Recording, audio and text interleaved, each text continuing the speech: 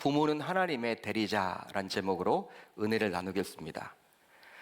자녀를 키우는 입장에서 자녀를 대하는 우리의 사랑과 관심의 50% 정도만 부모에게 쏟아도 우리들 모두 효자와 효녀라는 말을 들을 텐데요. 참 이것이 쉽지 않은 것 같습니다. 말씀을 전하는 저조차도 새 자녀의 아비예요. 새 자녀의 아비인데 우리 자녀들을 이렇게 보살피고 신경 쓰고 기도하다 보니 부모님을 놓친 것 같아요. 한 주 동안 말씀을 준비하면서 굉장히 여러분 하나님이 제 마음을 막 치셨어요. 막 두드리셨어요. 너는 과연 잘하고 있느냐? 김 목사 너는 잘하고 있냐? 이 말씀 보니까 어때? 막 찔림을 주셨어요. 한 주 동안 굉장히 무거웠습니다. 제 마음이.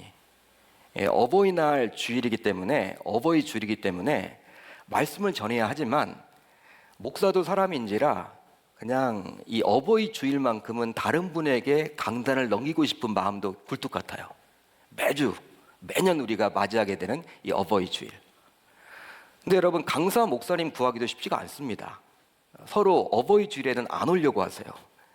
이 말씀 여러분 전하는 것 자체가 쉽지 않기 때문에 그만큼 우리가 자녀들 대하는 것 이상으로 부모에게 잘 대해드려야 하는데 그렇게 살지 못하는 우리의 모습, 연약한 모습이 있다는 것이죠. 따라서 오늘 말씀은 저를 포함하여 우리들 모두 실천하기가 쉽지 않은 말씀이지만 하나님을 믿는 신자로서 반드시 지켜야만 하는 하나님의 계명이기에 이 말씀을 지키고 부단히 애를 써야 할 줄 주님의 이름으로 축복합니다.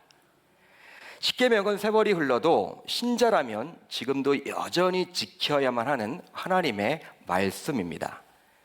즉 주님 오시기 그날까지 영원 불면하게 지켜야 될 말씀이 바로 이 십계명의 말씀이에요.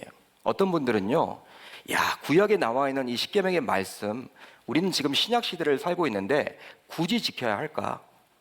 이렇게 말하는 분들도 있지만 그렇지 않아요.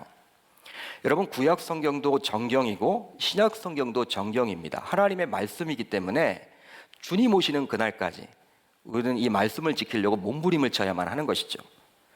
하나님께서 이스라엘 백성들을 출애굽시킨 이후에 주신 10가지 계명인 십계명, 따라서 이 십계명은 당시 하나님을 모르는 이방 민족이 아닌 하나님께서 택하신 선민인 이스라엘 백성들에게 주신 계명이라고 할 수 있습니다. 그러기에 하나님을 믿는 신자라면 지금도 여전히 지켜야만 하는 말씀인 것이죠. 실제로 십계명은 출애굽기 20장과 신명기 5장에 걸쳐서 2번씩이나 기록이 되어 있어요. 구약에만 2번 나오고 신약에도 에베소서 6장 2절로 3절에 잘 기록이 되어 있습니다. 그만큼 하나님께서 이 계명을 강조하고 있음을 보여주는 것이죠.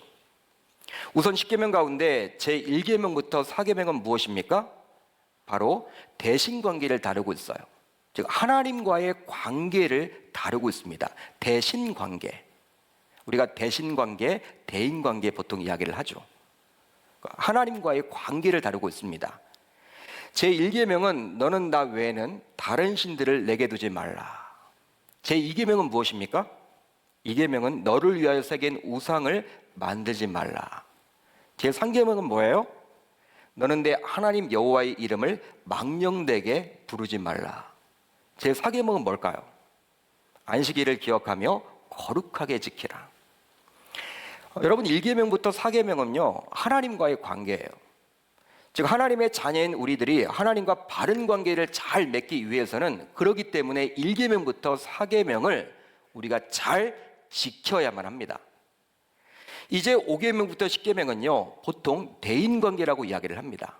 대인관계, 사람과의 관계를 다루고 있죠. 그런데 이 대인관계 가운데 첫 계명이라 할 수 있는 제5계명이 바로 다음과 같아요.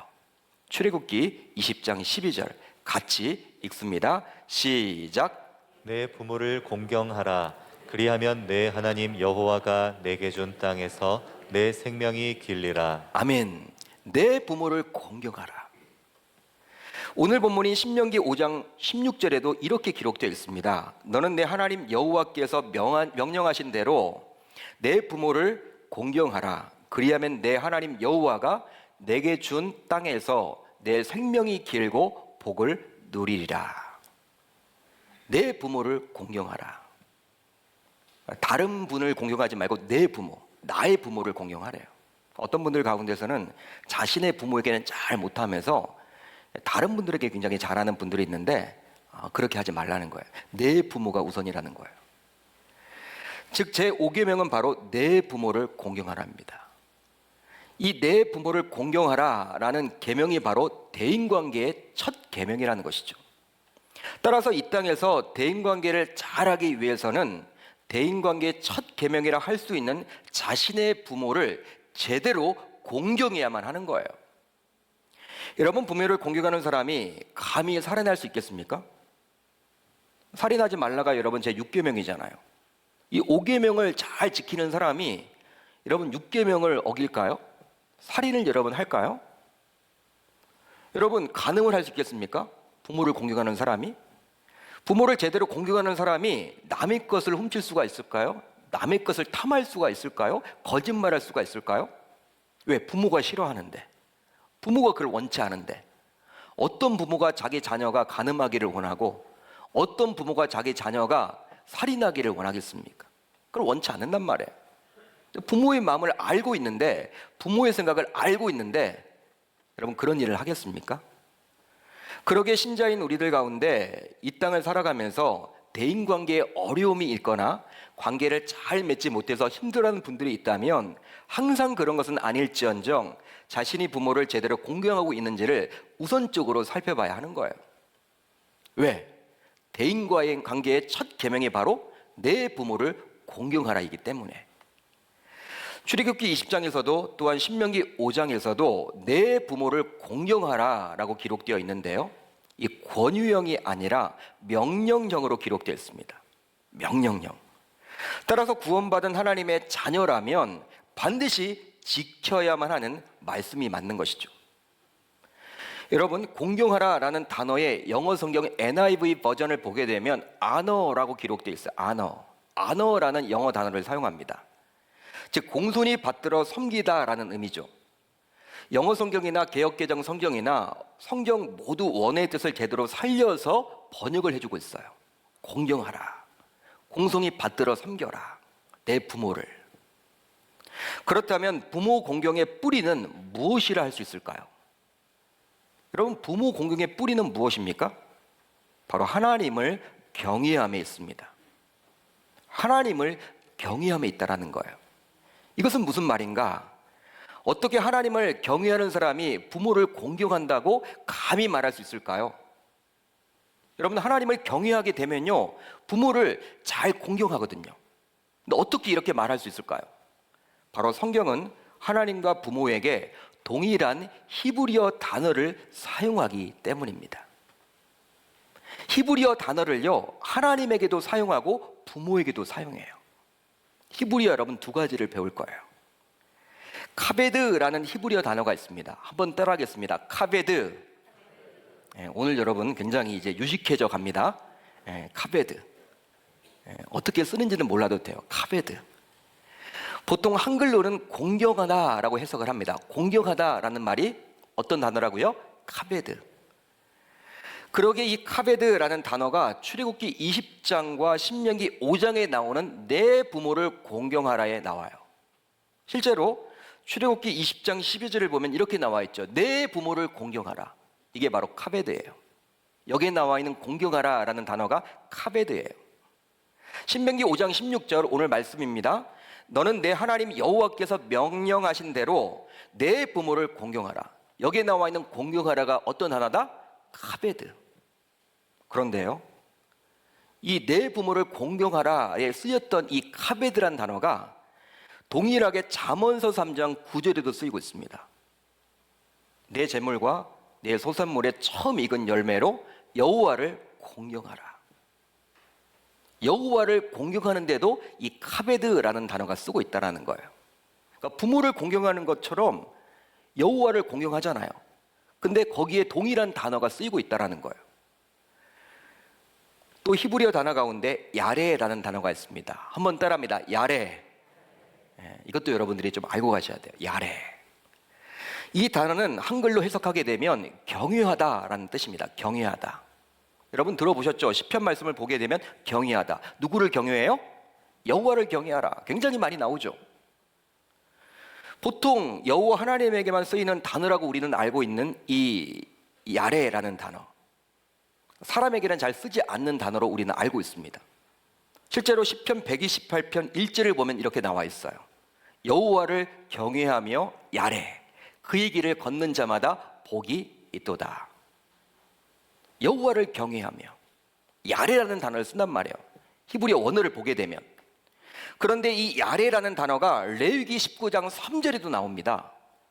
너희 각 사람은 부모를 경외하고 나의 안식일을 지키라. 나는 너희 하나님 여호와이니라.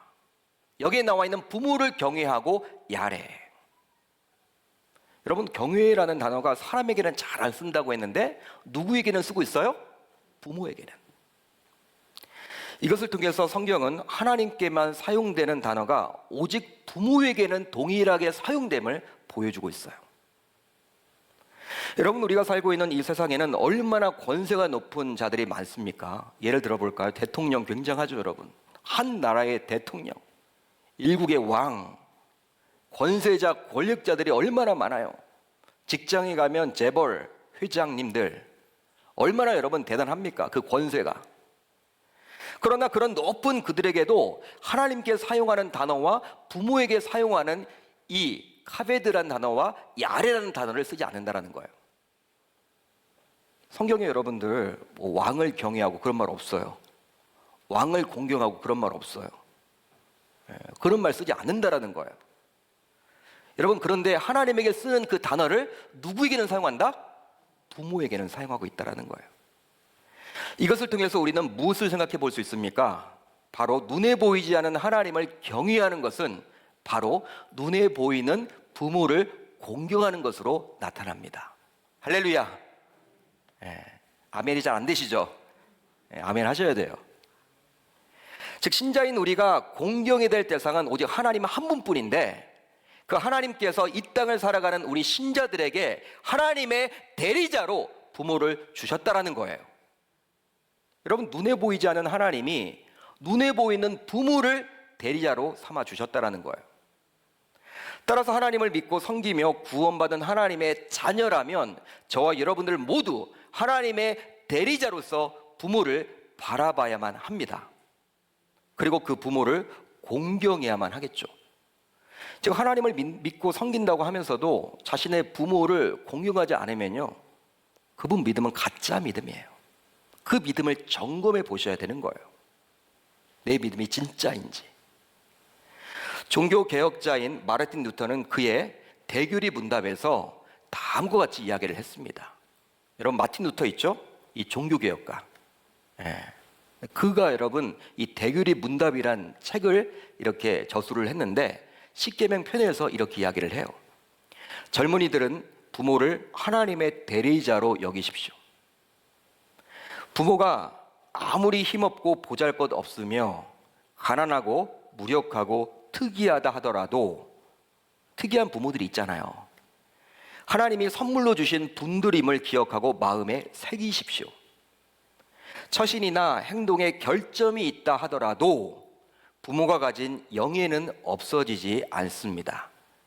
부모가 가진 인품을 보지 말고 부모의 지위를 창조하고 임명하신 하나님의 뜻을 보십시오. 이게 마틴 루터가 여러분 이렇게 기록을 하고 있어요. 쉽게 설명하면 마르틴 루터는 하나님이 자신의 대리자로 부모를 세워주셨기에 그 부모의 권위를 인정하며 그 부모를 공경해야 된다라고 이야기를 합니다. 우리가 보기에 부모님 어떻습니까?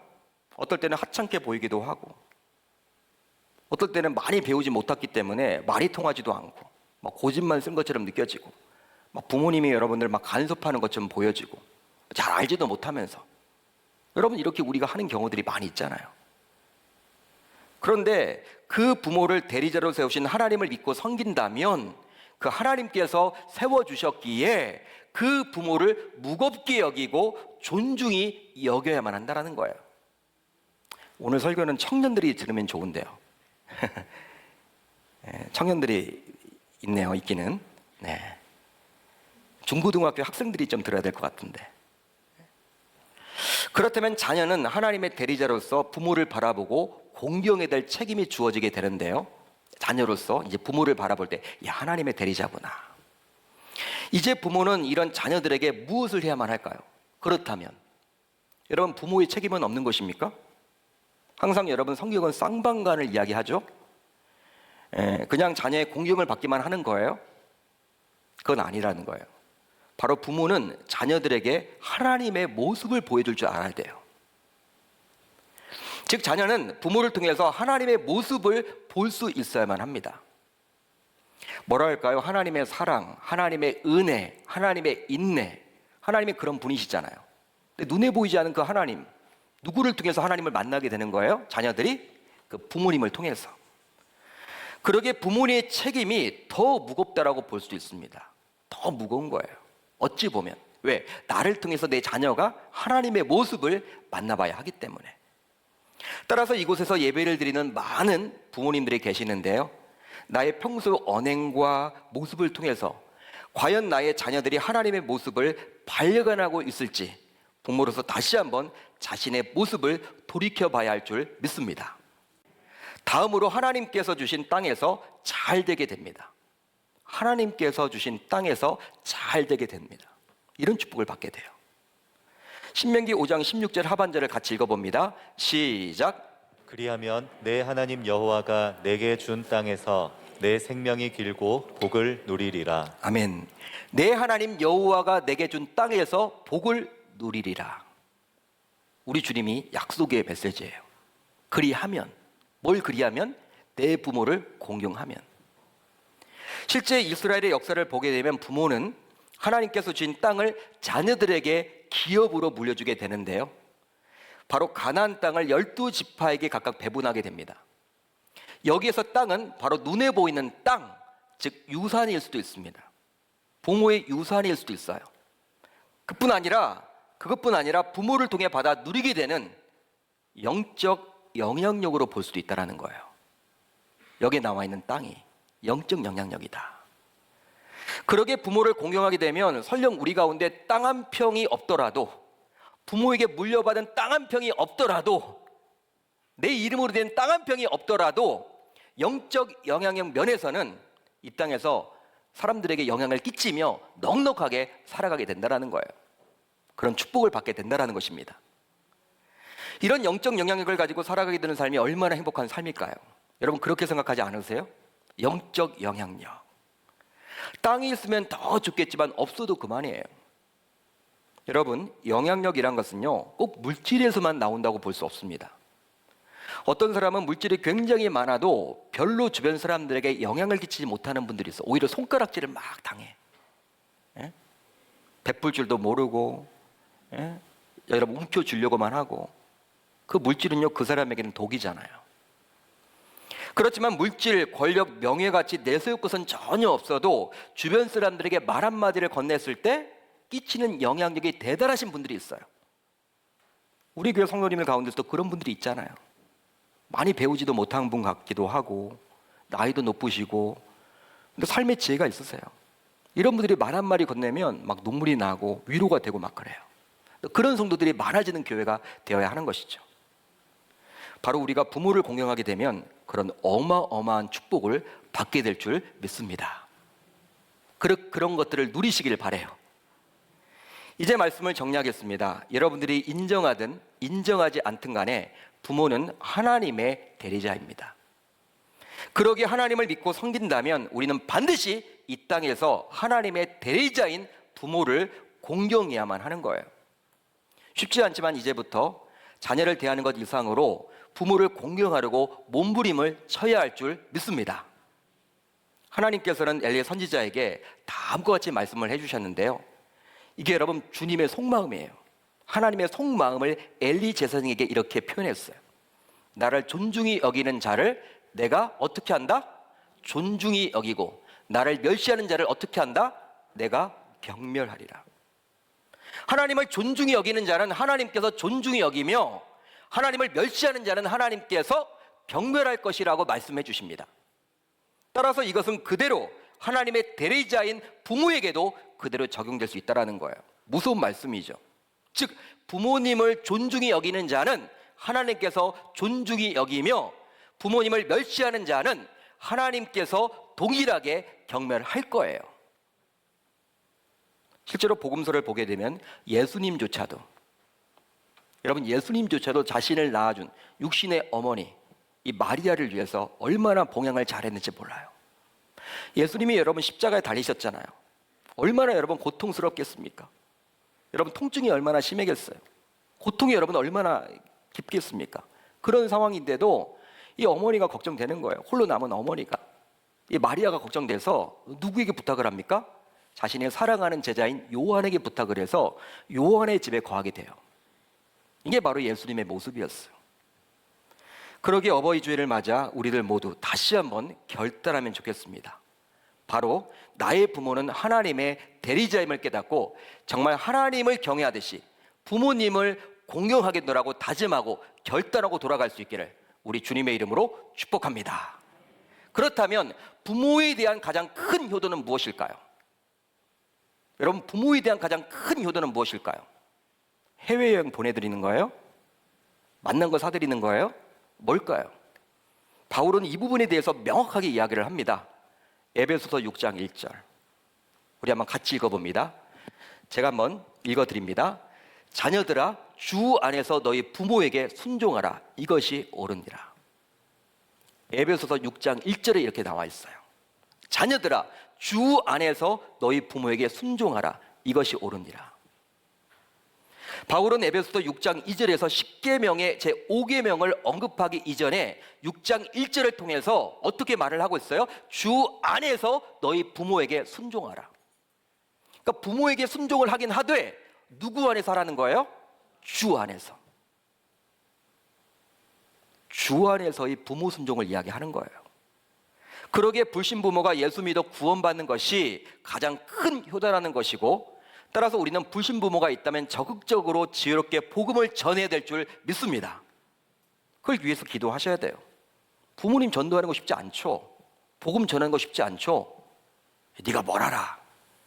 예? 아버지 어머니들이 보통 그렇게 이야기를 하시잖아요.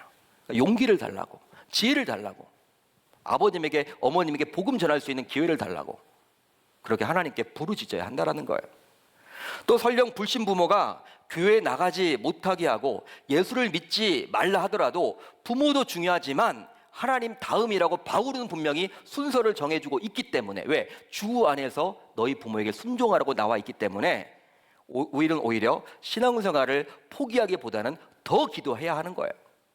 어떤 분들은 그래요. 아유 부모님 소원이 내가 교회 안 다니고 다른 데 가는 거래요. 절 다니는 거래. 근데 난 교회 다니고 싶지만 부모님 돌아가시면 간다. 그건 아니라는 거예요. 이렇게 살아가는 우리 계명교회 온 권속들이 다 되므로 정말 부모는 하나님의 대리자임을 믿고 나아가는 저와 여러분들이 다 되셔서 우리 계명교회가 정말 효자와 효녀들이 많아지는 소문난 교회가 될 줄 주님의 이름으로 축복합니다.